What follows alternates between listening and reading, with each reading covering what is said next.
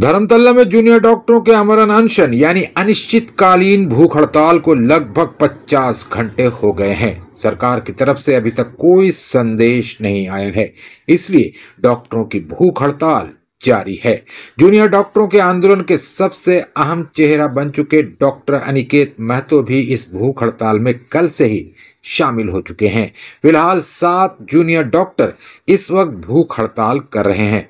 इनमें पुलस्तो आचार्य, स्निग्धा हाजरा, अर्नब मुखर्जी, सायंतनी घोष हाजरा, अनुष्टुप मुखर्जी, तनिया पांजा और अनिकेत महतो शामिल हैं।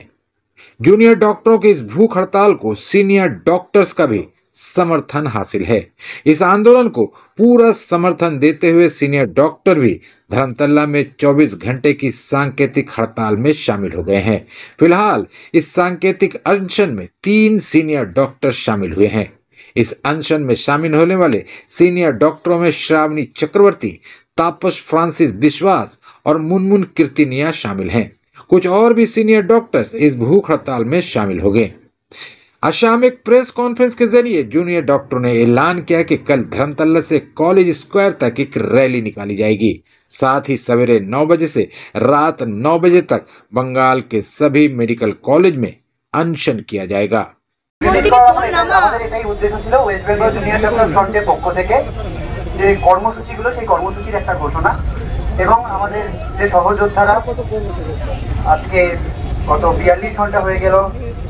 না খেয়ে আমরণ অনশনে রয়েছেন, তাদের শারীরিক অবস্থার একটা আপডেট, এটুকু প্রাথমিকভাবে উদ্দেশ্য ছিল। কিন্তু একটা কথা বারবার আসছে যে এই যে আন্দোলন চলছে এবং যে 10 দফা দাবিকে নিয়ে আমাদের সহযোদ্ধারা আমরণ অনশনে বসেছেন, এখানে কিন্তু বারবার পুলিশ প্রশাসন আইনিভাবে নানাভাবে বাধা দেওয়ার একটা চেষ্টা কিন্তু করছে।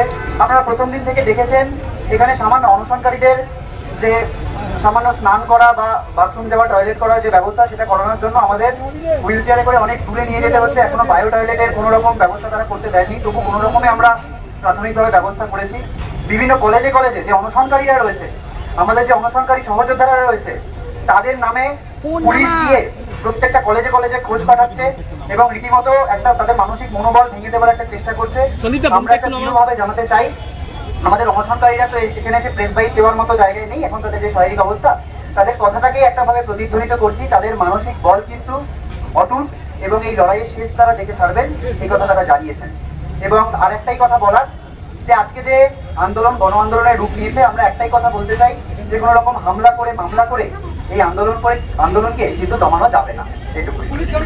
এবং আরেকটা কথা, north Bengal medical college, north Bengal medical আমাদের এখানে যেমন অনশনকারীরা রয়েছেন, আপনারা যেরকম জানেন, নর্থ বেঙ্গল মেডিকেল কলেজে আমাদের এই হাঙ্গার স্ট্রাইক, এই আমরণ অনশনের সলিডারিটিতে এনবিএমসি আরটিএ, সেখানকার মেডিকেল কলেজ এবং ডেন্টাল কলেজ যে আরটিএ, তাদের পক্ষ থেকে 2 জন কিন্তু আজ থেকে আমরণ অনশনে বসেছেন। তাদের নাম ডক্টর অলোক কুমার ভার্মা, যিনি সাইকিয়াট্রি ডিপার্টমেন্ট এনবিএমসি, এবং doctor Souvik Banerjee, intern north Bengal dental college. এই দুটো নামও আমরা এখান থেকে কলকাতা পুলিশ কমিশনার নর্থ বেঙ্গলে বসেছেন।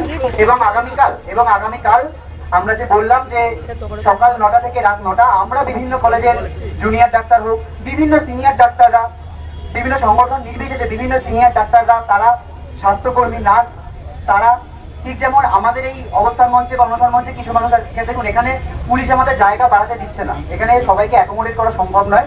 সেই জন্য এখানে কিছু মানুষ যেমন প্রতীকী অনশনে বসবেন, আমরা আহ্বান জানাচ্ছি বাকি বিভিন্ন জায়গায়, প্রত্যেকটা মেডিকেল কলেজগুলোতে যে প্রোটেস্ট মঞ্চ রয়েছে, ধর্ণা মঞ্চ রয়েছে, শুধু মেডিকেল কলেজ নয়, স্বাস্থ্যকেন্দ্র রয়েছে, সেখানেও কিন্তু 12 ঘন্টার প্রতীকী অনুসরণ কিন্তু বিভিন্ন জায়গার জুনিয়র ডাক্তার, সিনিয়র ডাক্তার, স্বাস্থ্যকর্মীরা বসবেন। এবং সাধারণ মানুষ যারা আমাদের পাশে আসছেন, তাদেরকে কিন্তু আমরা আমাদের পাশে, আমাদের সংগঠিতে চাইছি, যাতে তারা আমাদের পাশে এসে দাঁড়ান। এটুকু।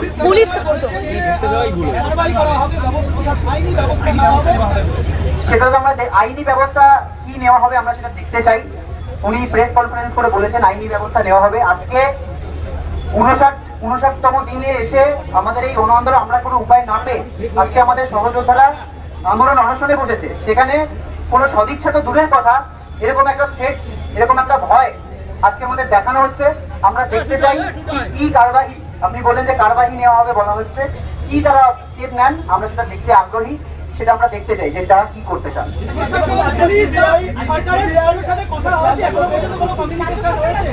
আমাদের সাথে কোনো কমিউনিকেশন এখনো অবধি কোনো তরফে করা হয়নি, কেবলমাত্র সেই কমিউনিকেশনই করা হয়েছে যে তোমরা এটা করতে পারবে না, তোমাদের স্টেজ বাড়াতে দেবো না, তোমাদের নামে কারো অ্যাটেন্ডেন্স কি হচ্ছে পুলিশই মামলা করবো, এই ধরনের কমিউনিকেশন হয়েছে।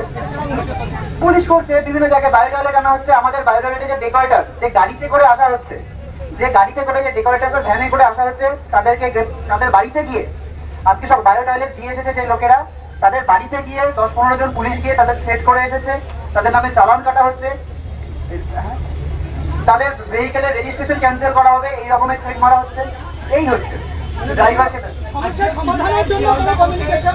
সমস্যা সমাধানের জন্য কোনো কমিউনিকেশন আমরা কিন্তু পাইনি, না কোনো রকম আলোচনার ডাক আমরা পাইনি। দেখুন এই কথাগুলো তো এখন আপেক্ষিক হয়ে যাচ্ছে। আমাদের সহযোদ্ধারা এখানে গত 42 ঘন্টা ধরে আমার অনশনে বসে রয়েছেন, এখানে আমাদেরকে এই প্রশ্ন করাটা আমরা মনে করছি খুব একটা ব্যর্থ প্রশ্ন, যে আমরা আলোচনায় বলতে চাই কি চাই না। এই প্রশ্নটা আপনারা সরকারকে গিয়ে করুন, তাদের কোনো সদিচ্ছা আছে কিনা, তারা কোনো আলোচনায় বলতে চায় কিনা। এই প্রশ্নটা আমাদের করা অত্যন্ত অনর্থক বলে আমরা মনে করছি।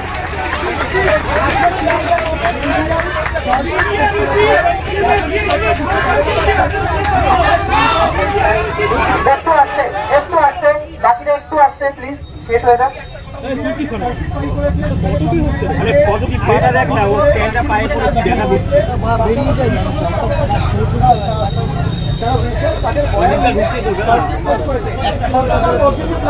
দেখুন আজকে যে চার্জশিট পেশ হয়েছে কি হয়নি এই খবরটা আপনারা প্রথম আমাদের দিলেন, আমরা এখনো জানি না শিয়ালদা কোর্টে কি ঠিক চার্জশিট পেশ হয়েছে।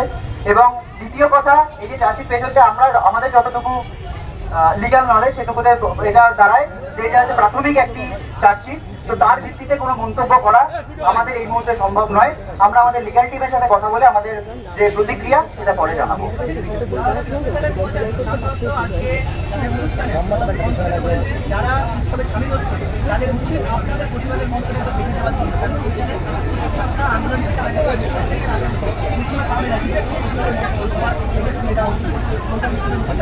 দেখুন আমরা কিন্তু নিজেরা এই কথা বলতে পারি না যে আপনারা কেউ উৎসবে যাবেন না, উৎসব থেকে বিরত থাকুন, কেননা এই ন্যারেটিভটাই কিন্তু চালানোর চেষ্টা হচ্ছে অত্যন্ত সুচতুর ভাবে, যে উৎসব বনাম প্রতিবাদ, রাজ্য জোড়া উৎসব চলছে এবং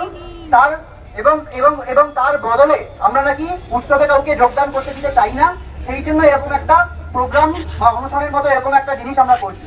আমরা বারবার বলতে চাই আমাদের কাছে আর কোনো পথ খোলা ছিল না এবং প্রতিবাদী আমাদের কাছে এই মুহূর্তে উৎসব, সেই জায়গা থেকে আমরা কিন্তু এই পথ বেছে নিয়েছি।